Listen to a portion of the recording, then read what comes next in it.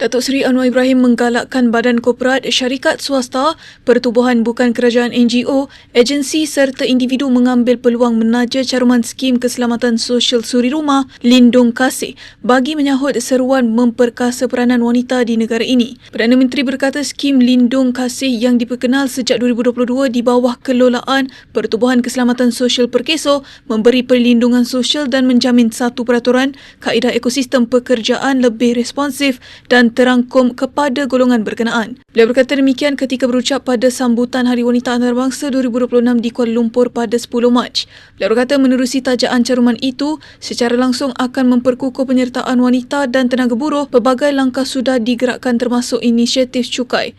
Katanya pihak yang menyalurkan tajaan caruman skim Lindung Kasih melalui Yayasan Kebajikan Negara YKN layak menikmati pengecualian cukai selaras dengan peruntukan subseksyen 44-6 Akta Cukai Pendapatan 1967. Pada majlis itu, Anwar turut melancarkan perantara rujukan intervensi sokongan, maklumat dan advokasi untuk wanita yang akan berperanan memudahkan akses kepada perkhidmatan yang lebih pantas, terselaras dan mesra mangsa kepada golongan itu. Turut hadir Timbalan Perdana Menteri Datuk Seri Fadilah Yusof, Menteri Pembangunan Wanita, Keluarga dan Masyarakat Datuk Seri Nancy Shukri dan Menteri Pendidikan Fadli Nasidik. Yang kedua ialah insentif pengecualian cukai. Ni kalau dijemput Menteri Kewangan mesti masuk maudhu ini.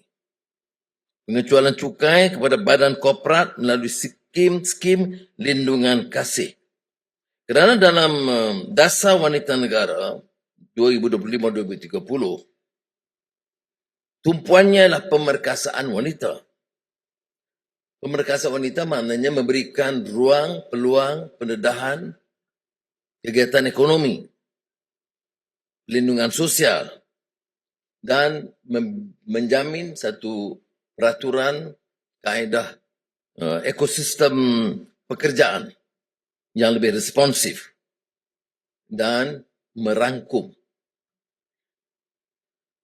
Insentif cukai ini termasuk dalam bidang penjagaan anak-anak, pengaturan kerja fleksibel, program sokongan kerjaya, latihan kemahiran dan dasar mesra keluarga. Saya perluaskan kepada skim keselamatan sosial suri rumah yang diperkenalkan sejak 2022 di bawah kelolaan Perkeso. Dan dengan caruman RM120 setahun, skim ini memberi pelbagai manfaat, faedah perubatan bagi yang hilang upaya, memudahkan pemulihan dan banyak kemudahan-kemudahan terkait.